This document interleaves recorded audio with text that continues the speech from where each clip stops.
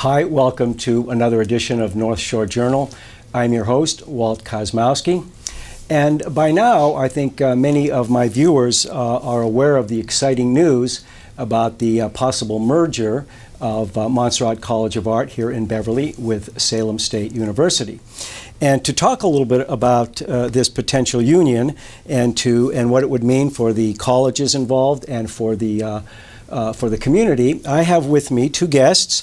I have the president of Salem State University, Dr. Patricia McGuire-Maservi, and I also have the president of Montserrat College of Art, Dr. Stephen Immerman.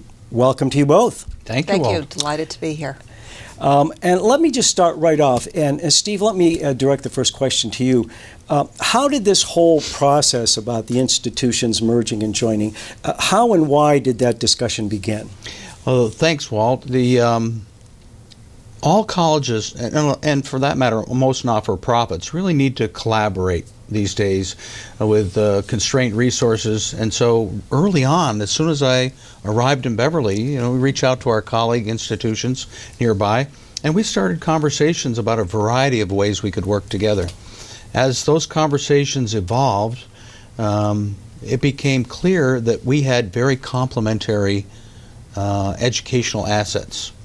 And the more and more we explored those concepts, and the more, frankly, constraint Montserrat was experiencing, being a very small school in this economy, it became clear that there was real opportunity for us to work together to share the resources that we have. We have a Bachelor of Fine Arts program.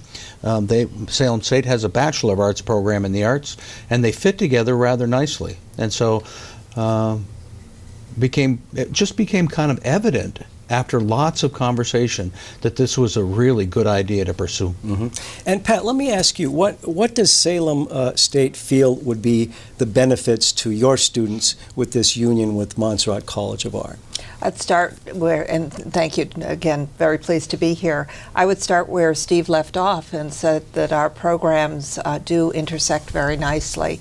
And the opportunity for our students would be to be able to advance to offering the Bachelor of Fine Arts, which is indeed the preferred degree for art students. With the experiences that Montserrat has had in offering that degree for a number of years, it would allow us to advance that opportunity for our students. It also brings together a wonderful arts community between our faculty and students and the Montserrat faculty and students. And I think that it provides additional concentrations for them to explore, for the students more faculty talent to be able to work with, and just increases the reach of their potential as they're pursuing their degrees. And Steve, let me ask that same question from Montserrat's perspective. What does Montserrat see as the advantages of this partnership? Well, first of all, scale is clearly important, but also the opportunity for interdisciplinary curriculum. One of the primary responsibility we have is to the students. And how do you provide the right experiences for them to have the kind of education that they can then go out and have a life in the arts? Salem and Montserrat together can start to think about interdisciplinary opportunities with music and dance and theater and lighting design and production. We can think about initiating a master's in fine arts relatively quickly. Montserrat has most of the component parts.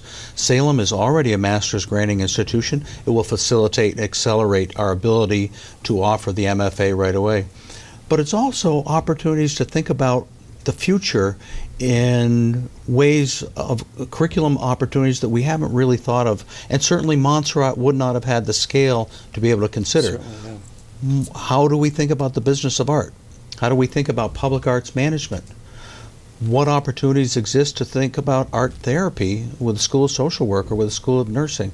How could we enhance the opportunities for our students to pursue careers that currently they don't have the opportunity to pursue?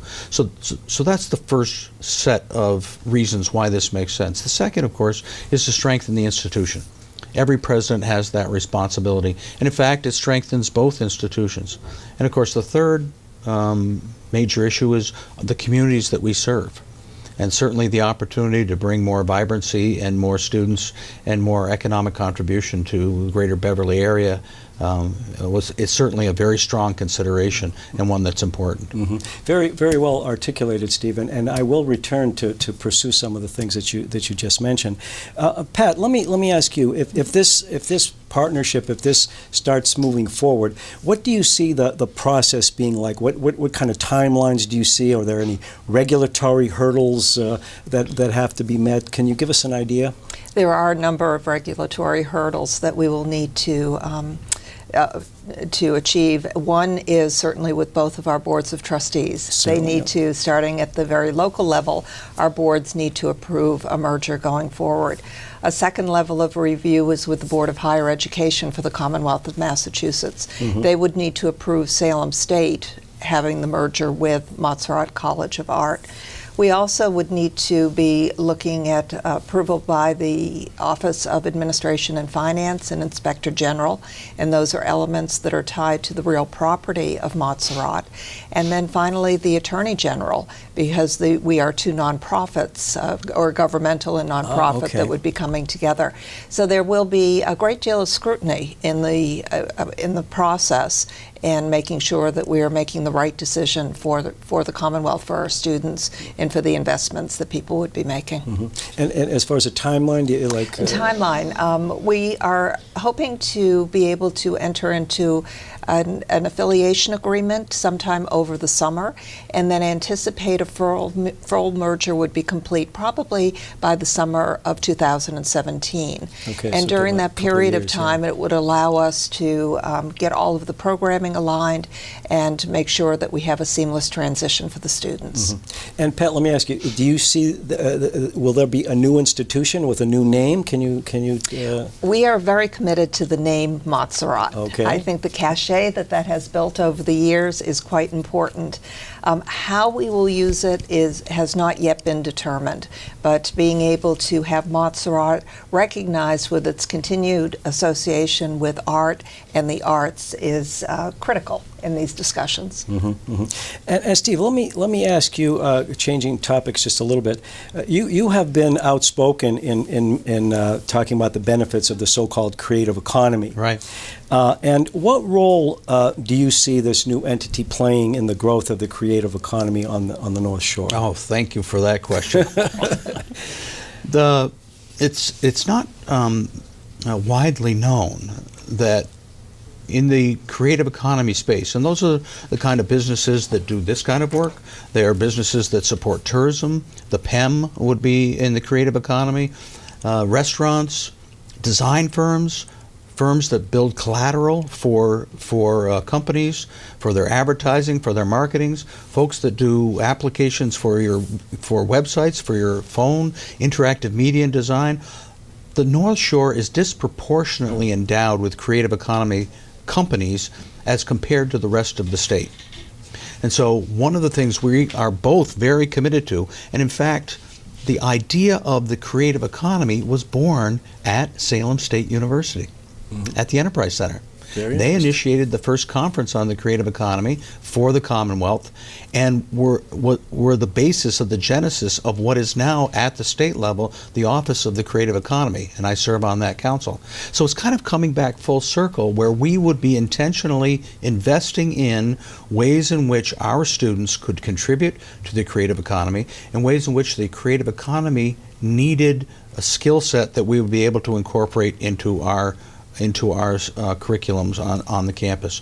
And so we think this is an anchor, actually, for economic development. Having said that, there's also an aspect of bringing more students to the North Shore, especially in master students and perhaps evening students, more residential students, that are going to contribute by buying groceries and buying art supplies and going to the coffee shops and visiting the restaurants, so forth and so on, and then all the associated activities. The 14th of this month, we have a speaker at the Cabot. Thrilled that the Cabot is back in operation, but Montserrat is utilizing the Cabot for our commencement speaker, and it's free and open to the public. I'm assuming that people will be going to restaurants and eating before they go to the presentation, and so it's that whole engine that is driven by what the students learn, what they buy, and then what they go out and do in their professional and civic lives to support the creative economy. It's central to this whole idea of the merger. Yeah. Absolutely central. I just want to offer a fact check. I appreciate Steve's comments about the Enterprise Center. The creative economy, that term was coined outside of Massachusetts. The birth of the creative economy for Massachusetts came from the Enterprise Center, but I don't want to be too global in claiming that. Well, let me ask you both. I'm going to ask you the same question, and maybe I'll start with you, Pat. What changes do you see with this merger? Do you see any changes to your relationship with the community that's in the vicinity of the Salem community? I would say the major change, I think, will be with the Beverly community. And Salem State University is a regional university, so we've been very much committed to the North Shore, but naturally, being located in Salem, a major part of our focus has been on the city of Salem. We will maintain that, and we will begin to reach more into Beverly and looking at how we can be, as Steve has indicated, certainly assisting with economic development, but also engaging with the nonprofits that are here in the city. We're in the Beverly High School. How can we work with the public school system in Beverly and look for new connections that will be important for this merger?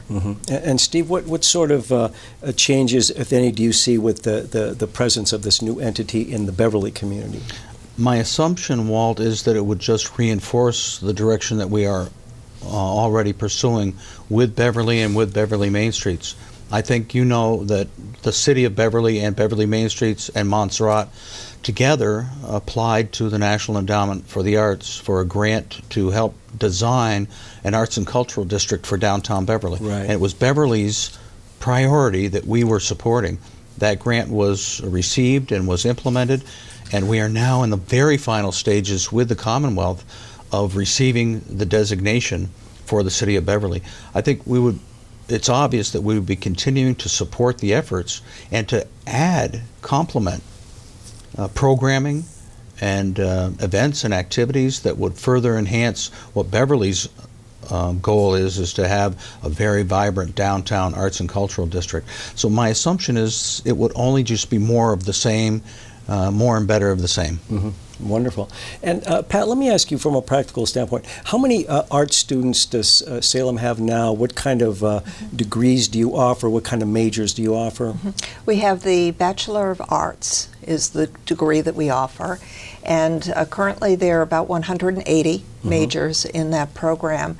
And the concentrations within that area include some of the non-visual components, such as art history and Masters of Teaching in the Arts, so for students to become art educators.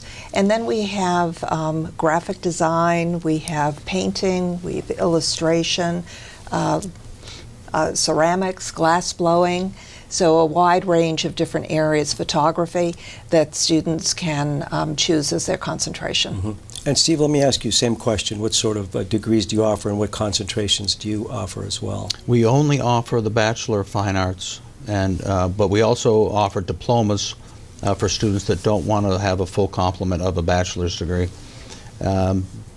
So we're very excited about the opportunity to have our teacher education students be able to transition right into the master's program in teaching.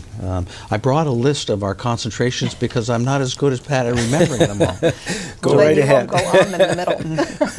It's animation and interactive media, art education, book arts, graphic design, illustration, interdisciplinary arts, painting and drawing, photography and video, printmaking, sculpture, and then 2 minors, one in creative writing and one in art history. And they have majors in creative writing and art history, and so that would be, it's another wonderful complement right away. Excellent. Now, Pat, do you see students taking classes both in Beverly as a campus area and at Salem State, or how do you see that happening? We do see them being on both campuses, and the Beverly campus would likely be focused on the art education. So it would be utilizing the studios and space that Montserrat has developed that is designed for the artistic expression. And then the liberal arts courses that students would need to be taking, the foundational courses for the baccalaureate degrees, would likely be offered at Salem. And we would be moving the students back and forth with a shuttle system so that it would ease their ability to get from one class to the next. I was going to ask you, that was my next question. So for the Salem, the students that are resident on your campus, if they want to take studio courses here in Beverly, you would have a shuttle system that would do that. We did talk about the degrees, and I've heard some discussion that this might generate a new graduate program degree in fine arts. Either one want to talk about that? We're very eager to move forward with that. Just a little bit of the evolution. We do have the Bachelor of Arts, and Steve has the Bachelor of Fine Arts, but both of our faculties have been very eager to move forward with the MFA, the Masters of Fine Arts. By bringing our faculties together, we have the critical mass that really allows us to move forward quickly with that level degree, and also with the opportunity to develop different kinds of programs. And Steve was touching on these earlier when he was saying the opportunity for looking at areas such as the business of art, looking at how do we integrate. We have music, dance, theater, creative writing. How do we bring those all together in an even more vibrant way than we have to date? So the degree advancement to the master's level is very much a direction we would be heading. Wonderful. And Steve, let me ask you this for those of our viewers who may not be that familiar. Give us a brief history of Montserrat College of Art, and would you say that this merger is kind of like a next logical step in the evolution of the college? What would be your comment on that? It's interesting. This morning at breakfast, I was sitting with one of the original members of the board where Montserrat was founded at the North Shore Music Theater. Oh. And it was, I guess, the wholly owned subsidiary would be the term, but a not-for-profit with the music theater. And the vision at the music theater was to, in fact, build a full range of arts that would complement and support the kinds of disciplines that the music theater put on stage. So music and dance and acting and so it's kind of interesting that we may be going back full circle. So about 8 artists who were living in Boston or working in Boston and living on the North Shore decided in the late 60s, early 70s that they wanted to create a new kind of art college, one that focused on the student and the students' exploration of their own particular artistic vision and how that vision would be expressed, rather than necessarily learning the faculty. A lot of traditional art colleges, especially in Europe, you learn what the faculty member wants you to learn, as opposed to finding your own artistic vision. As the story goes, they were driving home late one night, working on a late shift, and I think they worked at the Globe, and fell asleep at the wheel. Yeah. And survived going into a ditch and said, you know what, we've got to stop this commute. Let's start our own college. Because they had the vision. And the vision very much, the value set very much is in place today, both at Salem State and at Montserrat. And that's one of the advantages where we have very similar value sets about focusing on the individual student and enabling their success and their career and their vision and their voice in terms of art. So the Montserrat moved from the music theater and separated. They each went their separate ways, and was invited to move downtown, and began to apply for the master's, or applied for the bachelor's degree. Before that, it was only a certificate program, and was accredited, and then moved into the Hardy Building, which was, as most people know, was an elementary school that had been empty for years. And helped renovate the common, and been ever since. The evolution, all institutions evolve, and this is just the next step in Montserrat's evolution to take it to the next level as a strong and vibrant contribution to the educational set of assets on the North Shore and as a contribution to the North Shore. And so we all think it's just the next step. All institutions change, and this one obviously we think is a change substantially for the better. Thank you. And Pat, in terms of from Salem State's viewpoint, put this merger into the context of your institution's overall growth plans. There are a number of advantages that this merger brings to us. One is to certainly strengthen our own art program. We have had a virtual Center for Creative and Performing Arts for many years at Salem State, and as I mentioned before, that's the combination of theater, music, dance, creative writing, and the visual arts.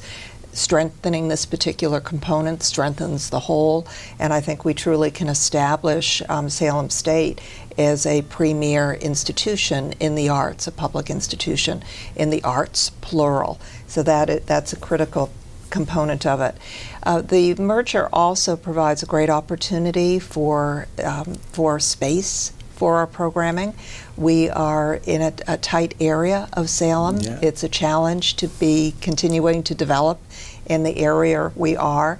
Montserrat, being well established in Beverly with some very nice facilities, allows us from the physical growth standpoint to be able to step into those spaces. Mm-hmm. Wonderful. So again, very complementary. Wonderful. Now, from a practical standpoint, if this merger is formalized, how do you see tuitions for art students, like the Montserrat type students? Do you see that changing or being affected in any way?